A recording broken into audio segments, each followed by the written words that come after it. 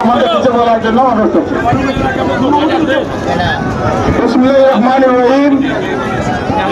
জগন্নাথপুর ঐতিহ্যবাহী পৌরসভার মধ্যে আমাদের ঐতিহ্য, আমাদের সংস্কৃতি নৌকাবাইজ, এই নৌকাবাইজ প্রতিযোগিতার উদ্যোক্তা আজকে এই অনুষ্ঠানের সভাপতি, অত্র এলাকার মুরব্বিয়ান, যুবক ভাইয়েরা এবং যারা আজকে 18টি নৌকা নিয়ে এসেছেন যে টিম, সবাইকে আমার পক্ষ থেকে, আমার দলের পক্ষ থেকে আন্তরিক মোবারকবাদ জানাচ্ছি।